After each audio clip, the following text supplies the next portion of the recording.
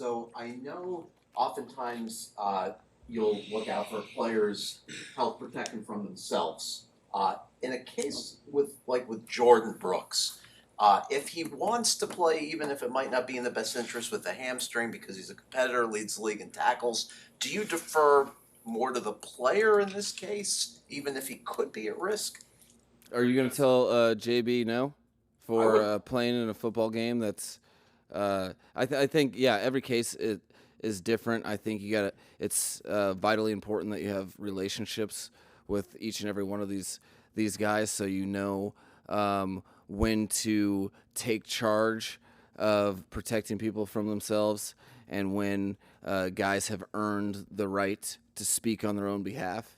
I think there's not a player that's done more, sacrificed more for this team, and had a career year that I think a lot of his peers will gain appreciation as they see the tape of just how well he's played and what he's taken his game to. So, I think he's when you have team guys that are a captain that have their own self interest, but you know at every turn exhibit team first priorities, then I'm confident that he won't put the team in a risky situation simply out of hope. So he'll do everything he can. We all know that, and we'll take it day by day because he's earned that. What has made the Ewers to Dulcich connection so deadly over the past couple weeks? I think, well, ironically, that's he. Quinn would be the authority on throwing to Greg, seeing how they started on scout team together really this season. I think Greg was the scout team player of the week, maybe week 2 or 3, I can't remember.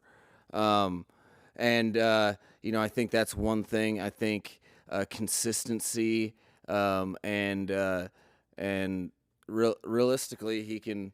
He has kind of an idea of how Greg is going to react to certain looks based on that rapport, to a degree. And I think it's just a credit to leaning into that trust, or recognizing that he can Quinn can trust Greg, and Greg keeps coming through for him in situations and proving him right. So I think that it doesn't hurt that they had those added reps, even if it was on carded defenses.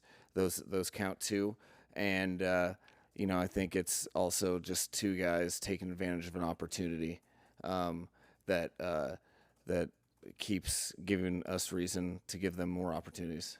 Did you realize in the moment that Quinn's touchdown to Theo was kind of a no look pass? Yeah, no, I watched him. I watched his process. It's kind of what helps me call plays to lean into what we're doing well and what we're not doing well. They had disguised, like you'd anticipate them to, on the second play of the game and the first third down. So with those disguises, pre-snap, I think Quinn had an idea that the zero or single high they were kind of messing around with could potentially lead to being in two shell. If they're in two shell with no reroute, it's probably going to be a read corner that's going to have to read the out, and have body presence for the go. And so that's just Quinn doing something he's adept at in the heat of the moment, because the moment's not too big for him. So he took his eyes straight at the corner, and it wasn't the first time that he had manipulated the defense. There was a 2-minute throw to Theo on the right hash, going out of our tunnel against Cincinnati, that he looked to the right and displaced the zoning defender. So it was a great vision by him, great catch transition by Theo, But yeah, I watched it all live and was, I've seen him do that a ton in practice, but live I was still in the back of my mind saying, "Don't throw the out, don't throw the out. He's gonna get blown up." Oh, sweet, touchdown. Go ahead. Just to follow up really quickly, because conviction was a word you used a lot when you made the quarterback change. Is it normal for a rookie to kind of let it rip like that in a situation like this? You would almost think the natural instinct is to like be careful, right?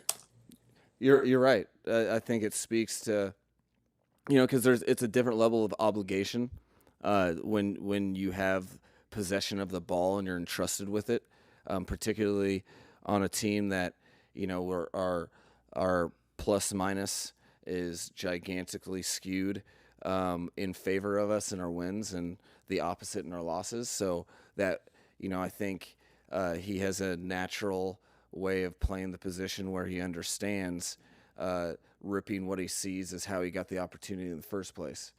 Easier said than done, but yeah, typically you see rookie quarterbacks be a lot later to things, and just because the moment is significant.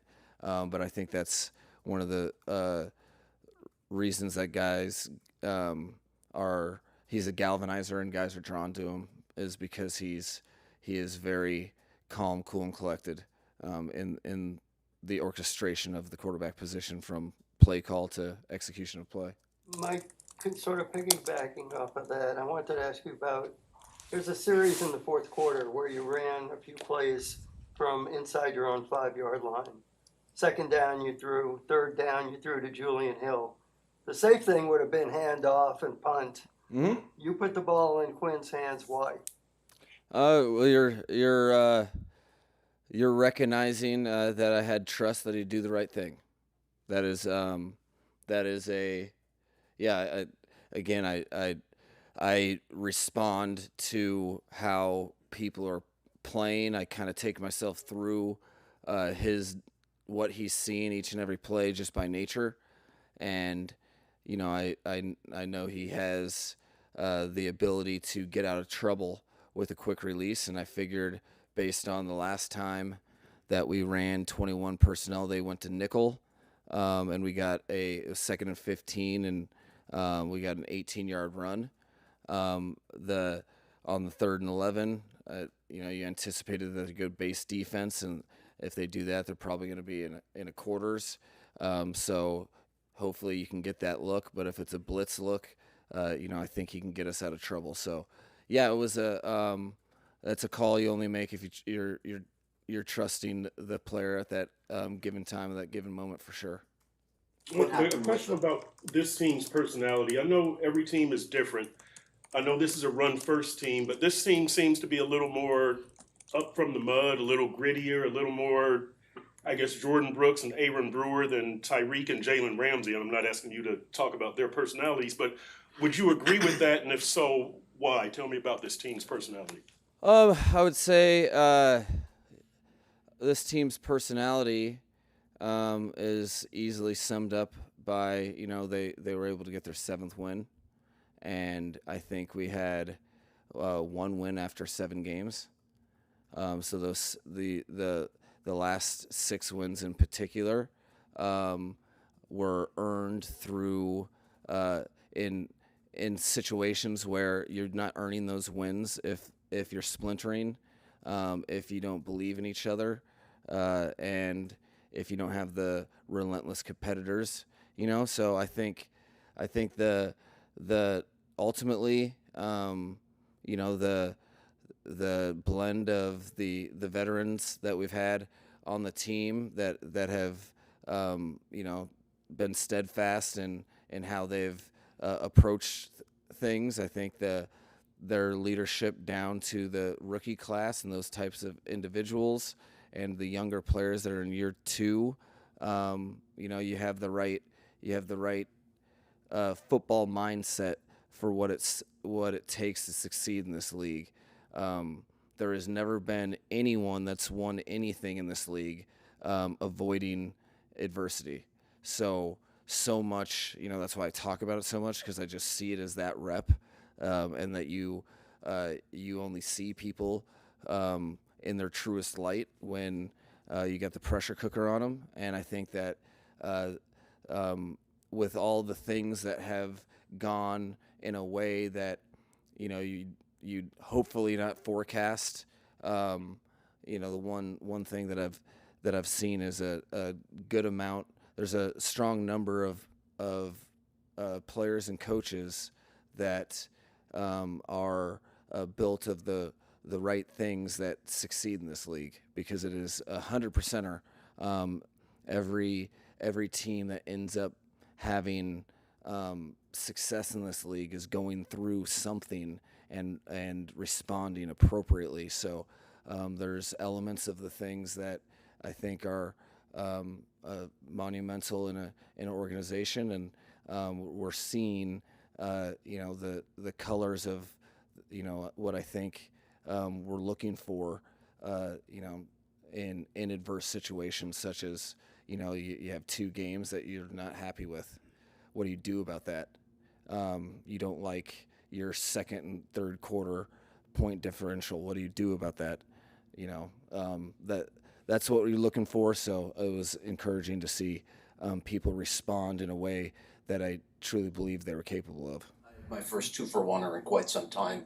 Is Minka out for the year, and what happened with Derek McClendon with the elevation but not the activation? Okay, so I'm gonna do right by Minka and take that day by day. I think that's important, and he's earned the right to continue to work as he is, and to his credit, he doesn't want to be shut down or anything like that. And then there was, with the amount of elevations available to us, with the things that could or couldn't happen on game day with regard to who was going to be up or not, just solving the formulas. We thought that it was a low risk, high reward to fulfill a roster scenario or a game day active scenario that didn't occur ultimately. As you know, we were there's several things, one including Aaron Brewer and those types of management things. So there's a reason we took that, or the reason we took that risk is because we thought we were afforded that liberty with the amount that he has left, and in the scenario, there was a scenario where he could actively help us. So the rookies surpassed 3,000 snaps for the season yesterday. I'm wondering what you think the residuals for their careers individually, as well as the team going forward, will get from that. It's all about the standard with which that those incur. I think so many of them are such meaningful snaps. So many of them aren't void of turbulence. They're the best way to learn is hands-on, and if you can grow your game while still being corrected, I think it gives you a chance to, we say this team has a little bit of an edge to it, or is thicker skinned, or however you want to cut it. They don't blink when some teams would.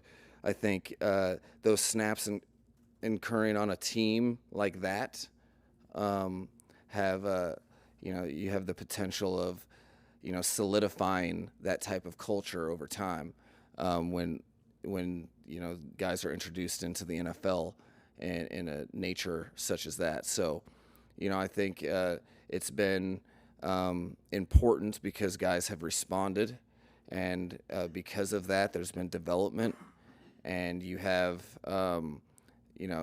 development during your rookie season. That's a tall task, but it's important, and that gives you a good opportunity to set your career off the right way under the right standards, which is assumed continued growth. So it's been good. I think there's still some significant opportunity left in this last one. So I'm excited to see again what guys can in the football process take their game and grow and impact a division opponent who's won more than they've lost. What do you hope is the lasting impression the 2025 Miami Dolphins leave behind when they walk off the field at Gillette Stadium Sunday evening?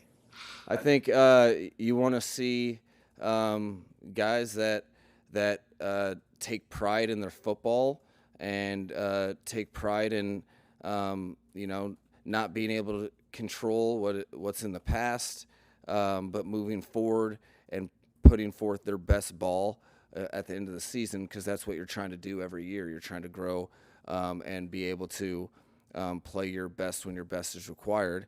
So I think you have the opportunity, you have a platform to define who you want to be. Whether people define you as that is in the immediate is irrelevant.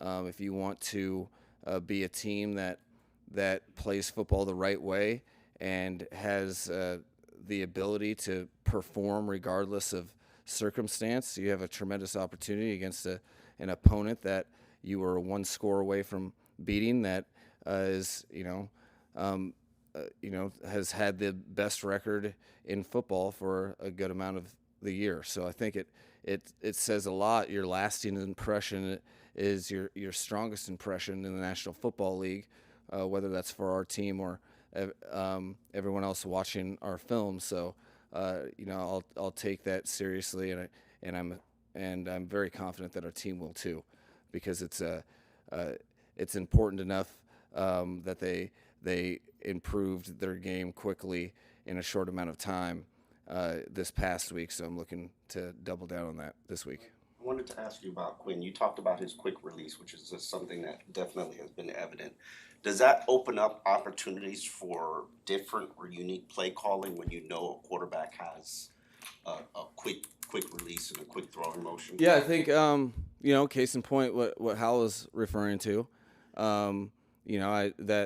that was a play call backed up, thrown to Julian. That was a result of his skill set. I think I'm always tailoring everything we do to the players that we have, and there's certain situations where you can create a break the pocket play that you might have to hang on to the ball, but you might have something in your face, and you have to have an on schedule play that doesn't set you back, or you can't take a sack.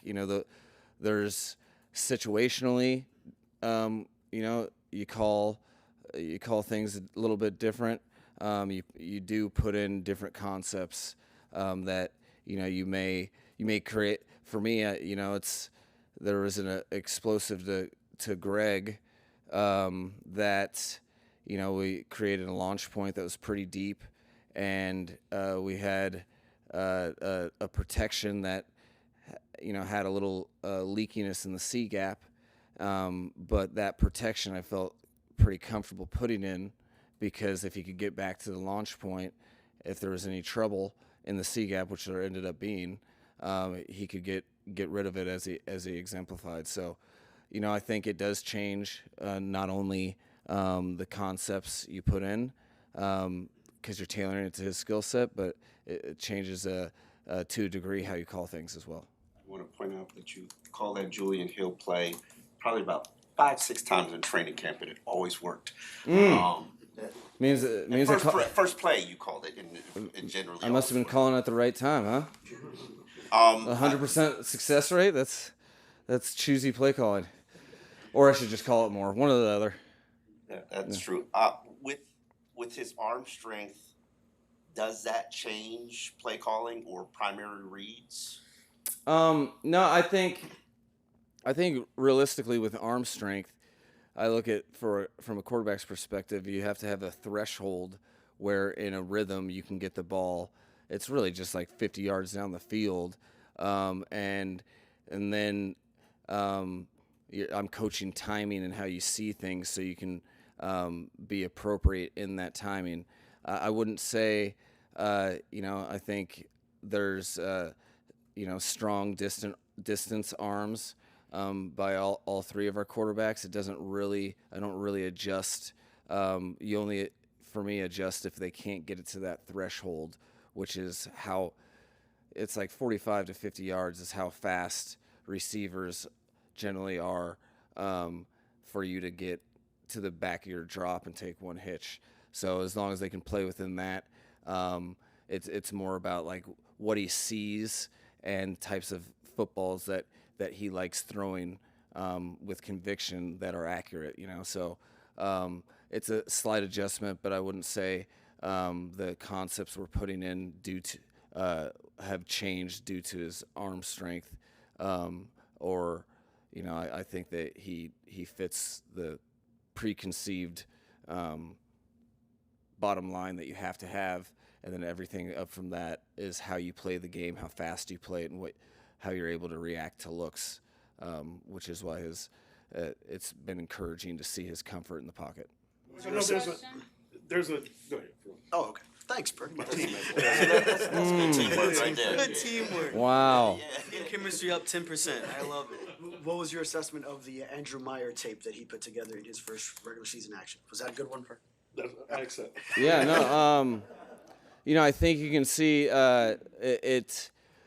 I think a lot of people assumed there was a lot of young guys playing at the end of the year because of this, that, or the other, and realistically, he exemplifies what we're trying to build with our coaching staff. We have this developmental plan for all practice squad or non-active players that he's been,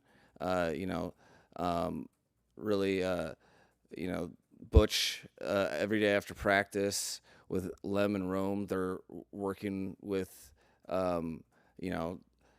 that his center play was built in the after practice and on Mondays during the season, and I think he really exemplified how prepared he was in a challenging situation. I think I was very confident in him, making his first start and executing at a high level against a very good defensive line. So I think it speaks to him, and I saw a guy that the game's not too big for.